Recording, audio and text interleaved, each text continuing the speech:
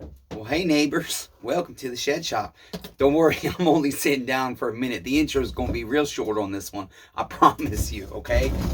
I'm watching the time. I promise you, by the time it's been 2 minutes, I will turn down to the saw. I can barely see it. Jonathan Luna, stop texting me. Damn it, I can't see the clock at the top of your damn video. Listen, neighbors. I'm hurting real bad, so I got to take these brief breaks where I can. Okay, listen. I'm going to show you how to vacuum.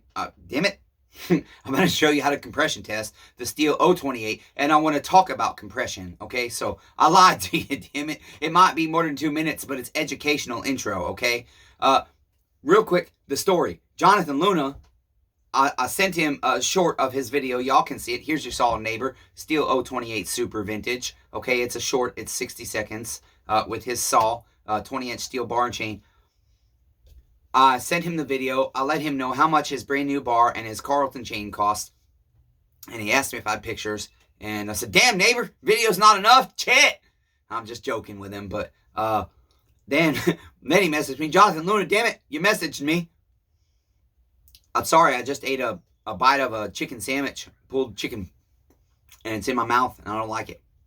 Okay, so you messaged me and asked me, can you do compression test on that saw? I'm curious what the engine's compression is. I messaged Jonathan back. I said, well, shit, neighbor, now you want me to pull a spark plug. You watch my damn channel, so you know I don't like reusing spark plugs unless I have to, okay? And you know I like to Loctite them. So I hope you don't need to pull your spark plug anytime, neighbor, because just like I told you, I'm Loctiting that shit in. Okay, so let's talk about compression, neighbors, real quick. I don't check compression a lot. The reason being because usually if a saw can hold its weight and drop very low, the compression is good. That's reason one. Number two, I care more about a vacuum pressure test than I do a compression test and physical examination with my eyes of the piston. Even if I'm not taking the top end apart, I'd rather see the piston through the muffler than trust compression if a saw is not running right. The reason for that is there's other YouTubers that show, as well as I have in the past, or at least have footage somewhere of saws with scored pistons that are running and have good compression. Okay?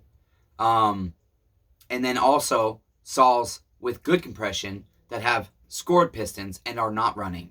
Okay? So I don't love the idea of worrying too much about compression beyond weight. I'm looking more about how a saw is running and stuff. Now, I will check compression for a neighbor that's doing a diagnostics, or like if Jonathan Luna asked me, like for that 029, we did compression because his saw dropped faster than an 029 should, and his saw was getting blowback. Now, I had other saws with blowback, but I think it was partially a fuel, partially atmosphere issue I have going on, because he brought his saw with his own fuel and it was getting blowback.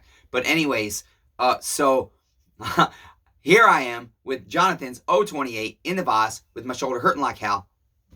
Neighbor Kyle is on his way to get this. And that's the other part of the intro. And then I'm going to turn you down to the saw.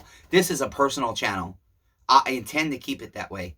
Neighbor Ted is a subscriber. Ted Neitzel. You can see him. He comments a lot on my videos. We share advice. We share thoughts about saws and the way we've been taught to do things and whatnot actively in the channel. And I hope that educates you guys. I hope you're reading those comments because everybody has an opinion. They're like assholes. Pretty much everybody's got one, but everybody's got a damn opinion. And the same thing with compression. This is just my opinion. Other people will tell you different things. But listen, I've recently met certified silver level mechanics or silver level certified mechanics for STIHL that are not mechanics and don't know how to work on your shit. But yet they're a silver star mechanic for STIHL, or at least have the certification. So you do what you want to do, and you take the advice and opinions of those of us that you want to. I know other YouTubers out there that say different things than me, and sometimes I take their advice and I change what I'm doing. I also have customer neighbors, subscribers. Sometimes I take their advice. And so this is a personal channel. That's why I do videos like this. I really hope y'all enjoy it. And if you don't, that's okay. Because the one person that needs to enjoy this video right now is Jonathan Luna. And hopefully Ted. I know Ted watches so many of my videos. I don't know if he watches them all the way through.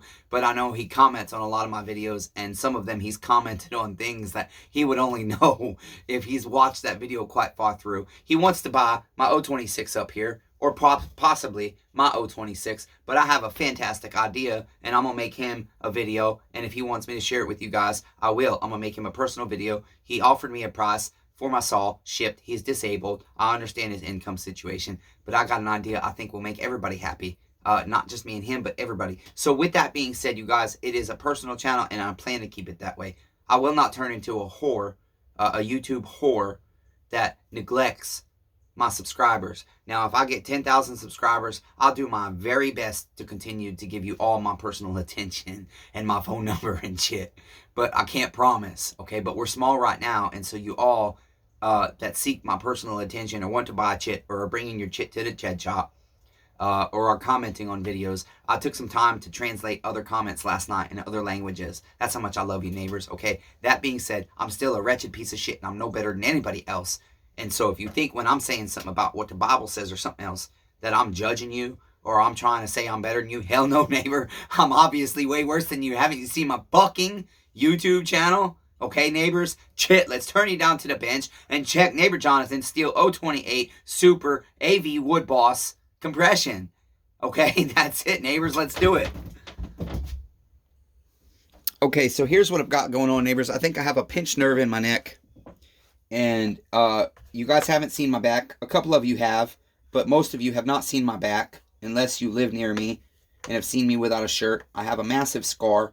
I've been run over, and so pulling cord is hard for me. I don't like it, especially the way I'm hurting right now. It makes it hard to breathe. But that being said, the thing is this: neighbor Jonathan is one of my greatest supporters. He has spent a lot of money with me, comparably to what other people have spent. Now, some people, I've been looking at the prices of the MS250s, brand new, and they're going a lot cheaper than they were when I priced my saws, but I still had to get my price. And you're buying an experience with me as well. But the point being that Jonathan is the type of guy, and he even messaged me as soon as I said, shit, neighbor, this and this isn't good enough. He said, well, to hell with it then. Screw it. I don't need to know the compression. But this is how much I love my neighbor. And I'm not trying to boast about being good or nothing. I'm just trying to say, oh, shit, look at all that carbon buildup. See, I knew. The first video I took of his saw, here's your saw, neighbor. I knew it was running rich. I even stopped the video, went and retuned the damn saw so that nobody told me my saw sounded like shit while it sat in that stump. But I know it's okay now, neighbor, but that's good. I'd rather see that than dry. You don't want to see black. You want to see a tan color, but you also don't want to see what looks like a burnt white or very, very, very light tan gray. You want to see like a tan or a light brown is really what you want to see. You don't want it to be overly dry. That's not terrible, but I knew the saw was running rich. Okay, so we take our spark plug out, and that's all we had to do. We removed our air filter cover there to get it out of the way, to make it easier. And then I've got this nice Echo compression tester, neighbors. Okay.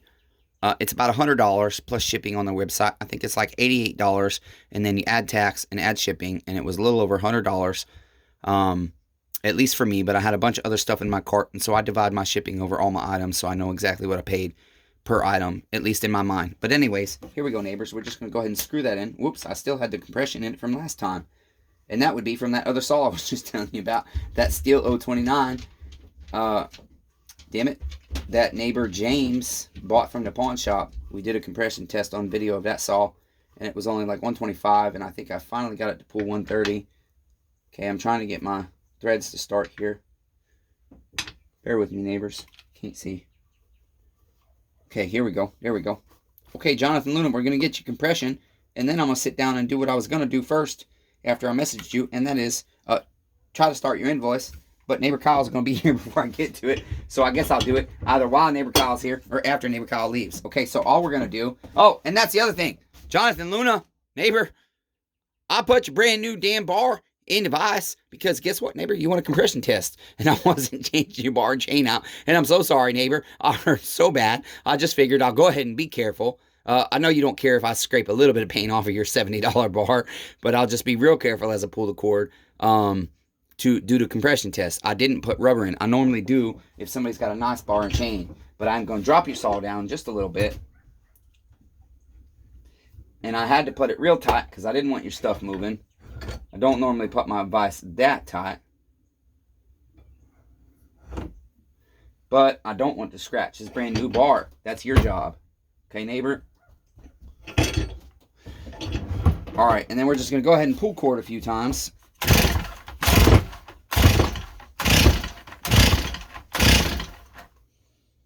Oh, look at that, neighbors.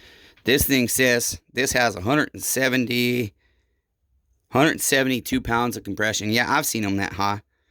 I'll have to look up what they want for this saw. But that thing's got a lot of compression. I've heard a saw can have too much compression, though. So, there's your compression, neighbor Jonathan. I'm going to call you with that.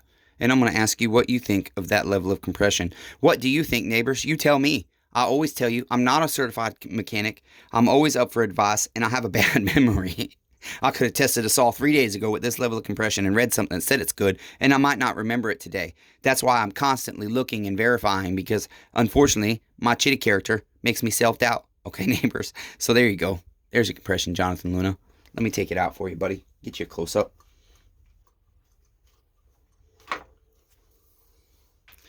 Of course, now if you use a hose, neighbors, let me back you out before I knock you over. If you use a hose this long, it's liable to show lower compression, okay? This is made for a 2-stroke motor and a 4-stroke motor. That's why it's so short. Look at that, okay? So, I think it's good. I like it. I know neighbor Mike's 028 has 160 pounds of compression, and I thought that was good too.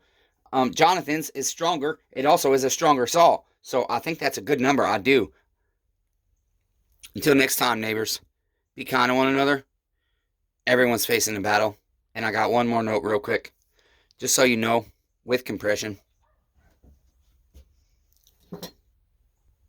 Had to pause you. With compression, some saws, like older saws with reed valves and stuff, 120 pounds of compression can be very good for one of those saws.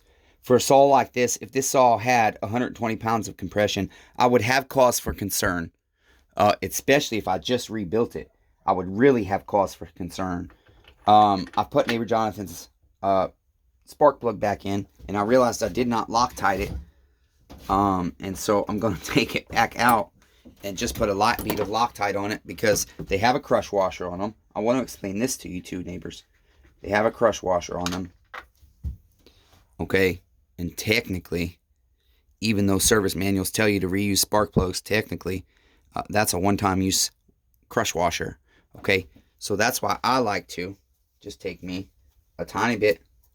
You don't need a lot. You can even use Permatex as long as you let it sit for a few hours, because it's such a small amount, you don't need 24.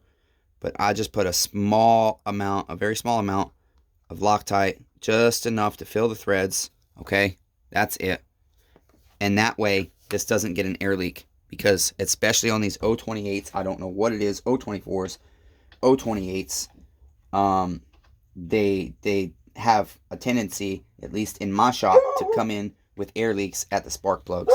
And so that's going to be it, neighbors, because neighbor Kyle's here. Thanks for your support, and be kind to one another. Everyone's facing a battle. Jonathan Luna, 028 Super Compression Test.